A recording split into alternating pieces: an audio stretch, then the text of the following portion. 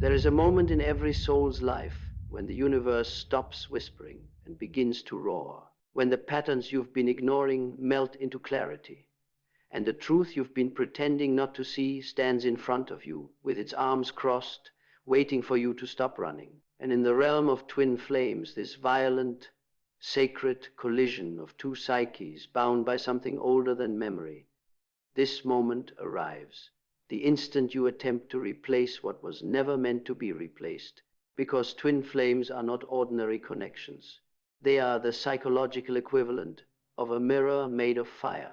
You don't just see yourself, you burn in the reflection. And when you try to date someone else, when you attempt to drown the intensity of that mirror in the lukewarm waters of something safer, something more predictable, something that doesn't rattle your soul or expose your shadows, you awaken an ancient, unconscious law. What belongs to your deepest self cannot be substituted, not with affection, not with distraction, not with comfort, not with the illusion of moving on. For Jung said, until you make the unconscious conscious, it will direct your life and you will call it fate.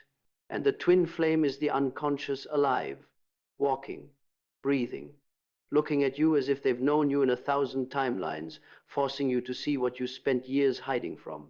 So when you date other people, this is what happens.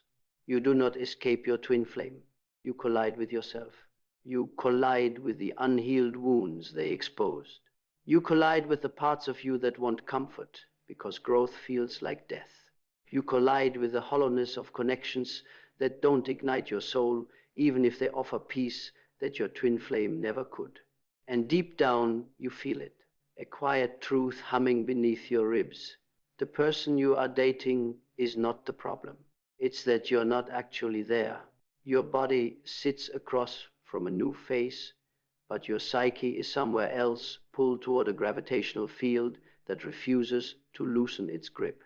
Twin flames do not obey human timelines. They do not care about your attempts to move on.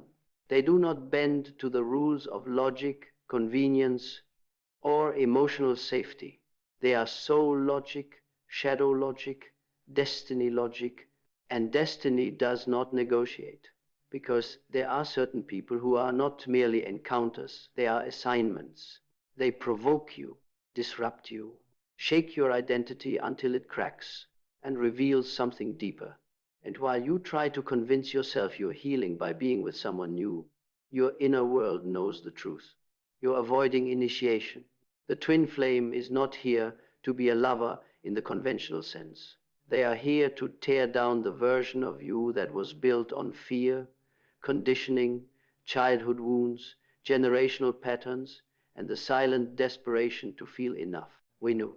And dating someone else becomes a temporary refuge, like stepping inside a warm cabin during a snowstorm, only to realize that the storm isn't outside, it's inside you. You cannot escape what you carry. You cannot outrun what is stitched into your psyche. And the harder you try to use another person as an anesthetic, the louder the spiritual consequences become. Because every time you choose someone who is not your mirror, who does not challenge your shadows, who does not wake up the forgotten chambers of your being, you are not betraying them, you are betraying yourself. Not because the new person is lesser, but because your soul knows what it came here for. It did not come for lukewarmness. It did not come for half awakenings. It did not come for comfort dressed as love. It came for transformation, and transformation rarely arrives holding flowers. It arrives shaking your life by the throat. Nietzsche wrote that the individual must be willing to be consumed by fire to be reborn as a phoenix. But most people choose relationships that keep them comfortably unburned. Twin flames, however, drag you into the fire, not to destroy you, but to forge you. So when you date someone else, the truth becomes painfully clear. You can replace the person, but you cannot replace the awakening. You cannot replicate the psychic ignition. You cannot recreate the way your soul cracked open. You cannot remanufacture the spiritual pressure that forced you to expand. And the new person can sense it, even if they never say a word. They feel the ghost beside you.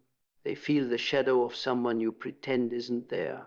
They feel the emotional distance disguised as politeness, as effort, as trying.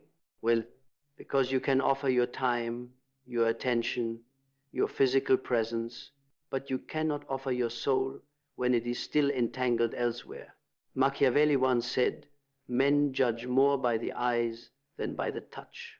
But in the world of twin flames, the touch is irrelevant. It's the energy that speaks first. And energy never lies. The more you try to create something new, the more the universe bends your path back toward your unfinished inner work, the work that your twin flame triggered, the work that no new relationship can complete for you. At first, you may feel a strange sense of liberation dating someone else, a momentary lightness, as if you've escaped the gravitational pull. But soon after, an emptiness begins to whisper, an inner conflict begins to echo, a dissonance begins to rise, subtle at first, then suffocating. It's like drinking water when your soul is thirsty for fire, and you begin to realize something terrifying. You weren't trying to love someone new. You were trying to erase someone irreplaceable. This is where the psychological storm begins, because twin flames awaken the part of you that cannot be numbed, suppressed, or neatly boxed away like past relationships. They touch the archetypal layers of the psyche, the ones Jung dedicated his life to exploring. Your twin flame is not just a person. They are the activation of an inner archetype. The shadow, the anima, the animus, the self. Dating someone else becomes a battle not between two lovers, but between two versions of you. The version that wants comfort, stability, predictability, and the version that wants truth, even if it burns you alive. And this is the real consequence of dating someone else when a twin flame connection is alive within you. You begin to see the difference between a relationship of the mind and a relationship of the soul. One is constructed, the other is remembered. One is chosen, the other is destined. One is safe, the other is transformative. And transformation always comes with a price. Even Aldous Huxley warned that most people flee from genuine experience because it requires the death of the old self. So they settle for illusions of connection instead of the real thing. But once a twin flame has touched you, illusion becomes unbearable. You try to pretend. You try to move on. You try to surrender. You try to rationalize the irrational. But the soul does not negotiate with the mind.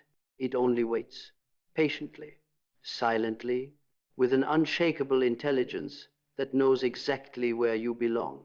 So while you date someone else, the twin flame journey continues beneath the surface.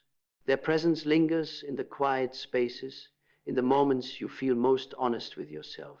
And no matter how much you try to silence it, the truth returns like a tide. You can distract the conscious mind, but you cannot deceive the unconscious. And the unconscious is where the twin flame lives. But the most haunting part of all is this: the unconscious keeps score. Every time you choose someone who does not align with your soul's architecture, a subtle fracture forms inside you, a quiet dissonance, a psychic tension that no amount of affection, validation, or distraction can dissolve. Because the twin flame is not merely a romantic connection, it is a psychological summons. It is your soul calling you out of the smallness you cling to, out of the masks you wear, out of the identity you built for survival rather than truth. And when you date someone else, something profound occurs. Your soul notices the compromise before your mind can justify it. It feels the displacement. It feels the mismatch. It feels the way you're shaping yourself to fit into a space that was never designed for your expansion. You begin acting smaller, softer, more controlled, more digestible, because ordinary relationships require ordinary versions of you. They do not require your full intensity. They do not demand your psychological honesty. They do not awaken the buried archetypes that make you confront your destiny. Only twin flame forces you to become the person you were avoiding. This is why dating someone else becomes a spiritual detour that never truly works. Because the moment you choose comfort over transformation, you fracture your inner alignment. And you feel it. You feel it in the conversations where you sound like an edited version of yourself. You feel it in the affection that tastes like compromise. You feel it in the silence where you pretend everything is fine. The hardest realization comes slowly, like a fog lifting. You are not choosing a new person. You are choosing a smaller life. And deep down, you know it. Because every connection you enter after meeting a twin flame feels like trying to hold water with closed fists. It leaks, it slips, it refuses to stay. Not because the person is wrong, but because the connection has no access to the depths you have already discovered. Once a part of your soul has awakened, you cannot return to sleep. This is the psychology behind what happens when you date others in the presence of a twin flame connection. Your soul begins rejecting what your wounds once accepted. You cannot unsee the truth. You cannot unknow the connection. You cannot unfeel the electricity that rewired your spirit. Every ordinary touch feels muted. Every kiss feels safe but shallow. Every conversation feels scripted. Every moment feels filtered through the memory of a connection that was more raw, more dangerous, more alive. And soon you realize something even deeper. You were not trying to replace your twin flame. You were trying to replace the version of yourself you became when you met them. Because that version, the expanded, awakened, unfiltered version, terrifies you. It holds too much power, too much truth, too much intensity that the world told you was too much. But your twin flame was never intimidated by that intensity. They recognized it, matched it, mirrored it. They saw the fire in you without flinching. And when you try to date someone else, you feel the loss of that recognition more than the loss of the person. You miss being seen, not your persona, not your crafted identity, not your curated character. You miss being seen at the level of the soul. And this is what no one tells you. When you try to build something new with someone else, the connection may grow, but it will never descend to the depths your soul has already reached. Because once your soul has tasted the ocean, it cannot pretend the river is enough. You find yourself overthinking, comparing, projecting, withdrawing, performing emotional gymnastics to convince yourself that this is healthy, this is good, this is progress. But the truth does not need to convince. Only illusions do. The real suffering begins when the new person starts falling for you, and you realize you cannot give them what they deserve, not because you don't care, but because your soul is divided. A person divided against themselves cannot love with integrity. And so you carry a guilt that the new person never asked for, a guilt that grows each time you see their sincerity, each time they try to understand you, each time they offer you the very thing you could not offer yourself, stability. But the tragedy is this: you cannot receive stability when your soul is in motion. You cannot accept comfort when your destiny is pulling you elsewhere. You cannot rest when you are avoiding your own transformation. The subconscious begins to push back. It creates resistance, disinterest, emotional numbness, fear, overthinking, a strange inability to fully invest. You start to feel like you are performing your role, not living in it. The truth creeps up quietly. You did not choose a new connection. You chose a distraction from your spiritual assignment, because the twin flame journey is not about the other person. It is about the reconstruction of your soul. It is about dissolving the ego, exposing the shadow, awakening the unconscious, rebuilding the self. Dating someone else does not delay the journey. It complicates it, because every step you take away from your inner truth is a step you eventually must walk back. This is why the universe has a cruel yet intelligent way of returning you to the same lesson until you finally understand it. You cannot replace a catalyst. You cannot swap out destiny for comfort. You cannot hide from the mirror that was designed for you. You cannot silence the intuition that screams when you betray yourself. You can date 100 people. You can explore every distraction. You can run to every corner of the world. But you cannot escape the person you are becoming. And the twin flame was the spark. When you date others, the spark does not die. It becomes a wild fire in the background of your psyche, a quiet burn that illuminates everything you try to hide. It magnifies your patterns, exposes your fears, intensifies your longing, and reminds you, not through pain, but through recognition, that nothing you chase can replace the connection that awakened you. Not because the twin flame is perfect, not because they are meant to be your forever, but because they are the doorway to your deepest evolution. No new relationship can outrun the transformation you were meant to confront, and no temporary attachment can mute the truth. Once your soul has met its mirror, every other face becomes a lesson, not a home. And so the strangest phenomenon begins to unfold, a psychological paradox that every twin flame runner eventually faces. You are physically present in a new connection, but spiritually absent. You smile, you show up, you try, you play the role, but something inside you remains untouched, unentered, unreachable. It's as if your soul has closed its doors, leaving only the lights on. And no matter how kind, how genuine, how available the new person is, you feel a quiet barrier between you, a glass wall only you can see. Because your soul is loyal in a way your mind refuses to understand. Not loyal to a person, loyal to truth. The truth your twin flame awakened. The truth that ripples inside you even when you pretend to have moved on. The truth that hides behind your silence when you tell yourself you should feel differently. And this is the part that no one talks about.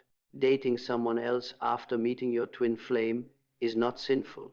It is simply incompatible with the direction your soul is trying to grow. You aren't being punished. You aren't sabotaging yourself. You aren't hurting the new person intentionally. You are being reorganized internally by a force that does not care about your plans. Because the twin flame journey was never about romance. It was about alignment. Alignment with your deeper self. Alignment with your unconscious. Alignment with the path your psyche refuses to abandon. So when you step into a new connection, your soul doesn't protest through fireworks. It protests through subtle shifts, a strange restlessness, a lack of emotional saturation, a feeling of incompleteness, a quiet yearning for something you pretend you're over, a heaviness in your chest when you try to bond too deeply, a sudden emotional fatigue when the new person opens up, a sense of being out of place in a life that looks good on paper. All of these are symptoms of misalignment. The new person feels it too, even if they can't name it. They sense the withheld parts of you. They sense the hesitation in your affection. They sense the engineered nature of your enthusiasm. They sense that something in you is elsewhere, like a traveler who hasn't returned from a foreign land.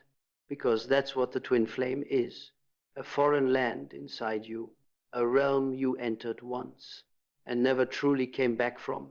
And this is where the internal conflict intensifies. Part of you wants to give the new person a chance, wants to build stability, wants to choose peace over chaos, wants to feel normal again, wants to prove to yourself that you can live without the intensity of that twin flame fire. But the deeper part of you, the archetypal part, the ancient part, the part Jung spent his life trying to map, that part is not interested in normality. It wants expansion, intensity, truth, awakening, the dissolution of the false self, the raw confrontation with destiny. Twin flames awaken the self archetype, the totality of who you are meant to become. And once the self is activated, you cannot return to the ego's limited version of love. This is why new relationships feel like shrink-wrapped versions of your potential, carefully packaged, emotionally safe, but spiritually suffocating. You start feeling like you're betraying the future version of yourself by staying in something that demands your smallness. You begin moving through the relationship like a visitor, not a resident. And eventually, one of two things happens. Either you become honest with yourself and you walk away because you know you cannot give what they need and you cannot receive what your soul is calling for, or you stay and the relationship erodes slowly, not from lack of effort, but from lack of depth, because depth cannot be manufactured. It can only be activated, and your twin flame already activated it. This is the psychological impact no one prepares you for. You will compare, but not in the superficial, ego-driven way people assume. You will compare archetypes. You will compare depth. You will compare how seen you feel. You will compare how awake you feel. You will compare the version of yourself you become in each connection. With your twin flame, you felt dismantled, alive, terrified, electrified, but unmistakably yourself. With someone new, you feel safe, steady, pleasant, but somehow incomplete, as if your full emotional range is not accessible in their presence. This isn't their fault. They simply do not hold the key to the parts of you that the twin flame unlocked, because the twin flame uses your wounds as doorways. Other people tiptoe around them. The twin flame drags your shadow into the light. Other people avoid your shadow because they don't know what to do with it. The twin flame speaks to your unconscious. Other people speak to your persona, and once the unconscious has been awakened, the persona feels like a cage. So what happens when you date someone else? Your soul begins to rebel, not through drama, not through chaos, not through impulsive choices, but through quiet truths. You cannot force a connection into the spaces where destiny already made a claim. You cannot build a life around a person when your soul is building toward a different version of you. You cannot choose comfort when your psyche demands evolution. And you cannot pretend you're done with a journey that hasn't finished transforming you. This is why the twin flame path has been misunderstood for centuries. People think it's about union, love, romance, chemistry. But the deeper truth is this. A twin flame appears in your life when your soul is ready to undergo a psychological metamorphosis. And every relationship you try to build in the middle of that metamorphosis becomes a temporary structure, one the universe will eventually dismantle, not out of cruelty, but out of alignment. Because destiny cannot be negotiated with logic, with convenience, with timing, with new partners, or with your desire to feel normal again. Destiny waits, and it waits at the exact point where your soul first awakened. You can orbit around it, you can avoid it, you can pretend you've outgrown it, you can run to new faces and empty comforts, but you will always return to yourself, to your truth, to the place within you that the twin flame illuminated, to the identity that connection ignited, to the path your unconscious refuses to abandon. Because you are not trying to return to the other person. You are trying to return to the version of yourself that only the twin flame could awaken. A version too vast to fit inside ordinary love. A version too powerful to remain hidden. A version too alive to settle. And this is the real truth. Dating someone else does not remove your twin flame. It reveals how deeply the journey has altered you, because the connection was never meant to be replaced. It was meant to transform you into the person who no longer needs replacing. And there comes a moment, an unmistakable moment, when the universe holds a mirror to your face and refuses to let you look away. A moment when you finally understand the truth you've been orbiting for months, maybe years. You were never meant to heal by replacing. You were meant to heal by remembering who you became, remembering what awakened within you, remembering the fire you tried to smother, so you could fit inside a life too small for your soul. The twin flame was never the destination.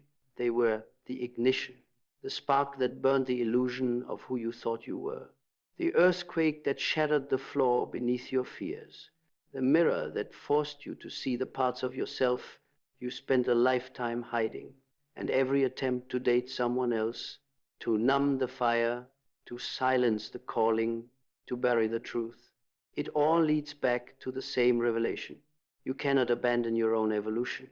You cannot shrink back into the version of yourself that existed before the awakening. That version is gone, burned, dissolved, returned to the unconscious, to make room for who you are becoming. So you stop running, you stop fearing the intensity, you stop fearing the loneliness, you stop fearing the unknown future, you stop fearing the gravity of the connection, because the truth finally becomes clear. You are not afraid of losing the twin flame. You are afraid of losing the person you became when you met them, the version of you that was honest, wide awake, unfiltered, spiritually electric, psychologically naked, brutally self-aware, drawing breath from a deeper place than you ever knew existed. A version forged by fire, not comfort. A version that will never again settle for a life of emotional starvation. A version that knows what resonance feels like, what destiny feels like, what truth feels like, what alignment feels like. And in this final moment, you understand the real purpose of the entire journey. It was never about keeping them. It was about becoming you, becoming the person who can love without fear, who can walk alone without collapsing, who can face their shadow without flinching, who can stand in their truth without apology, who can choose alignment over comfort, clarity over illusion, destiny over denial. The twin flame didn't come to complete you. They came to awaken you, to unmake the false self, so the real one could finally take the throne. And once that real self emerges, once you become the person your soul has been sculpting you into, something extraordinary happens. You are no longer bothered by what broke you, no longer haunted by what you lost, no longer pulled by the gravity of past versions of yourself, no longer seeking refuge in temporary connections, no longer afraid of the fire that once terrified you.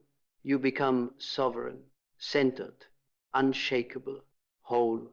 A person who doesn't chase, doesn't cling, doesn't bargain with destiny, doesn't fear separation, doesn't apologize for their depth, doesn't abandon themselves for love ever again. You become a person who knows the right souls don't require you to dim your fire. The wrong souls can't survive its heat. And the twin flame was never about possession. It was about permission. Permission to rise, permission to expand, permission to awaken, permission to choose a life built from truth instead of fear.